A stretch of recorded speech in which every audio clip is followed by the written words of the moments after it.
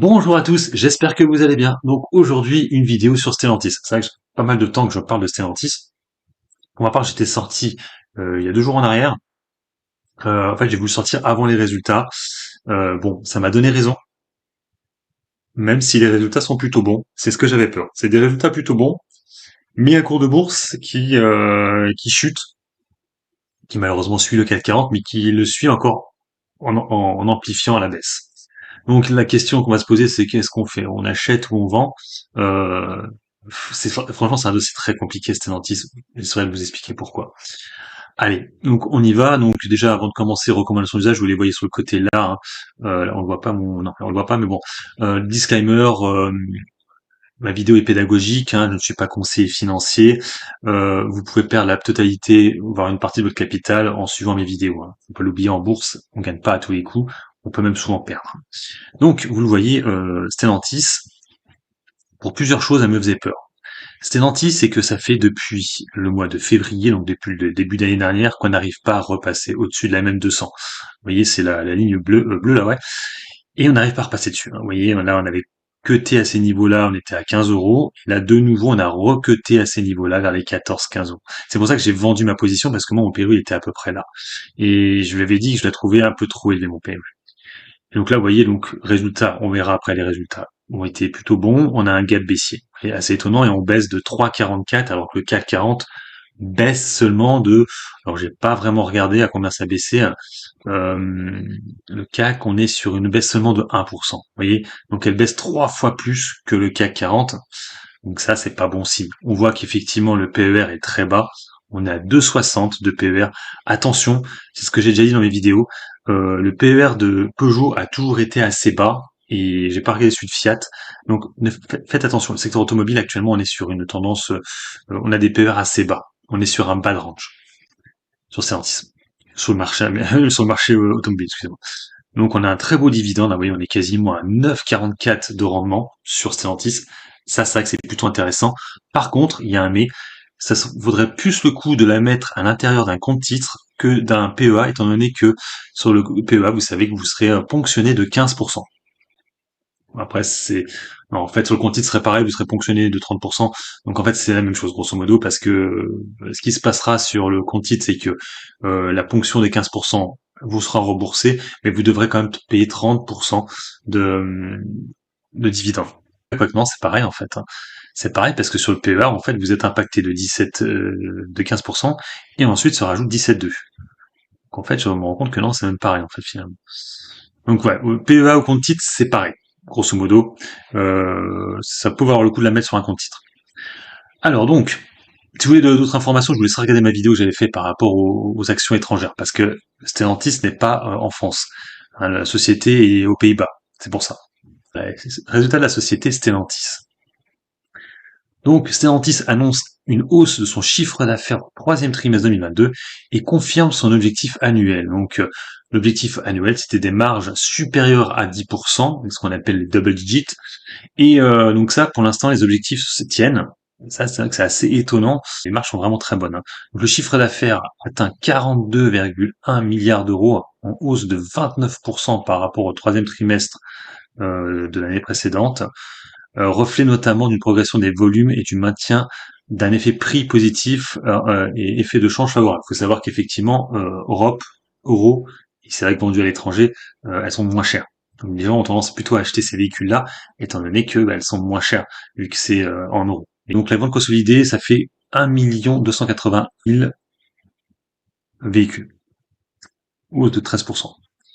Après, on remarquera quand même que les marges opérationnelles courantes seront toujours en double digit, hein, de deux chiffres, et le free cash flow industriel toujours positif.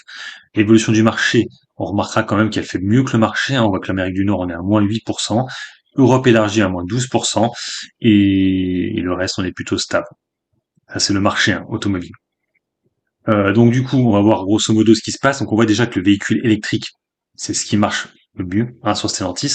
Ouais, c'est vrai que ça c'est assez étonnant. C'est vrai qu'on se rappelle que Carlos Tavares était pas vraiment pour les véhicules électriques. Il a un peu changé son fusil d'épaule. Donc des véhicules 100% électriques parmi les meilleurs du marché.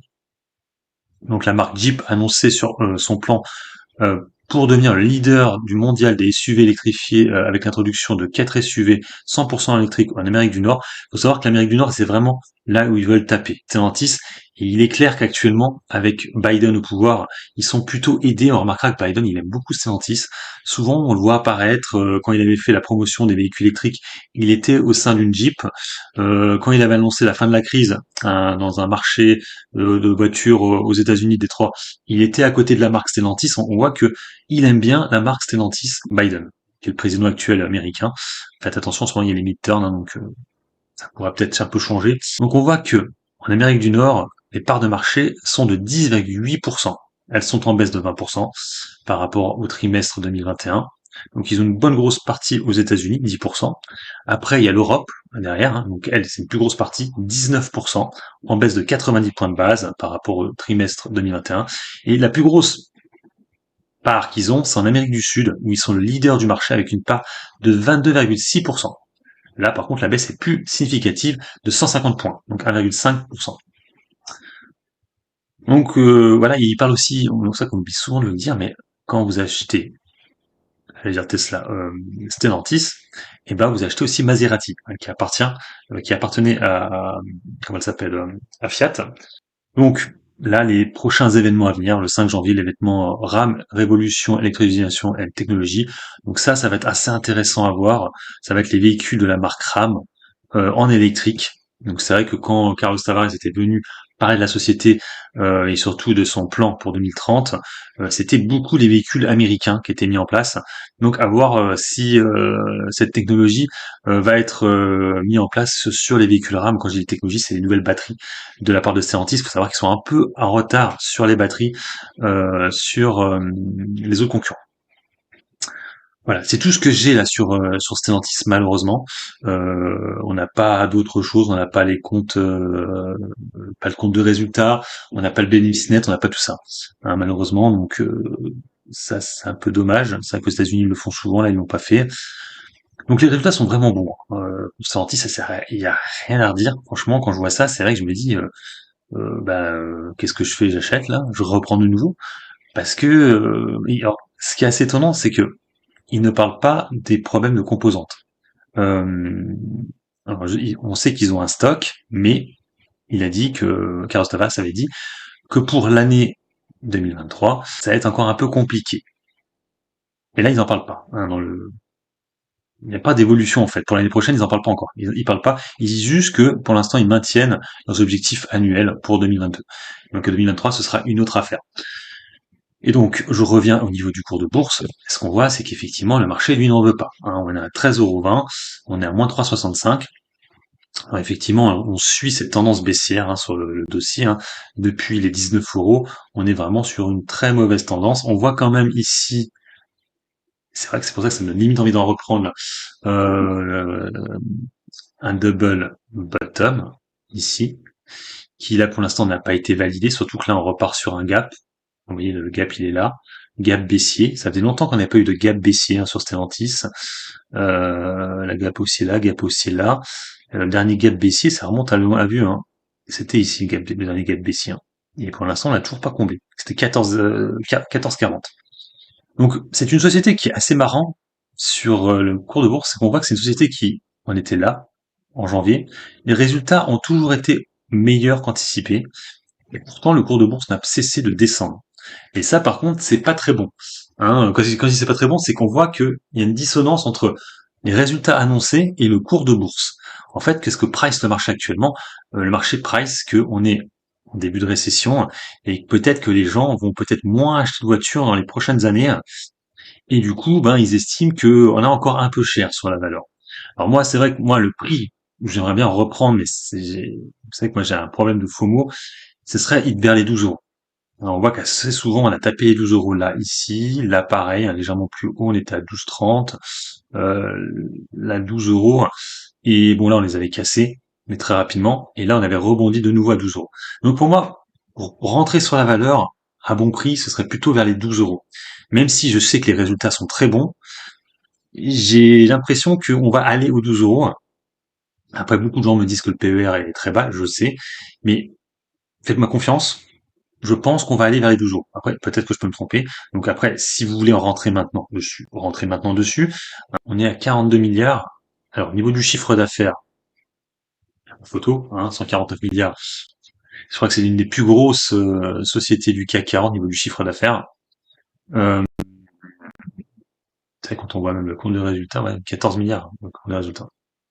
C'était l'année dernière, bien sûr. Donc, allons voir les capitaux propres. 56 milliards. Ah oui, putain. Ah oui, mais on est carrément value en plus. C'est vrai que waouh, quand je vois ça, je me dis, bah, vous voyez que ça continue à chuter, hein. Bon, je fais la vidéo, mais c'est vrai que quand tu vois ça, tu te dis, waouh, c'est fou, c'est fou. Parce qu'on est une société qui est totalement value. Hein. On est sur, alors je vais regarder un peu les dettes aussi, 56 milliards, les capitaux propres, on est à 43 milliards. C'est impressionnant. Et vous voyez que les pas si endettés que ça, quoi. 15 milliards. Provision, ouais, ça fait un peu plus quand même. Les dettes non courantes, on est à 22 milliards et il y a 15 milliards de provisions pour risques et charges non courantes. Donc on pourrait les additionner, ces deux-là, ce qui ferait 37 milliards de dollars, mais qui capitaux propres englobe très facilement. Et vous l'avez vu, ils m'ont dit que le free cash flow était positif. Et surtout, on voit que le dividende est plutôt sympathique sur la valeur. Donc, ouais, moi, je serais vous. C'est vrai que, voilà. Moi, je sais que j'attends les 12 euros pour essayer d'en reprendre. Et quand je vois la vidéo, quand je vois ça, je me dis, mais il faudrait acheter, en fait. 13,30 €, 13,13 € actuellement. 4,17 de baisse. Mais en tout cas, au niveau du cours de bourse, plutôt les 12 euros, même si ça reflète pas du tout les fondamentaux de la société, je vous l'accorde. Mais on remarquera que souvent, elle va vers les 12 euros pour rebondir à ces niveaux. Voilà, sur ce, je vous laisse. N'hésitez pas à mettre un commentaire sur la vidéo, un petit pouce bleu, c'est motivant. Et vous abonnez à la chaîne si vous aimez le contenu. Allez, ciao!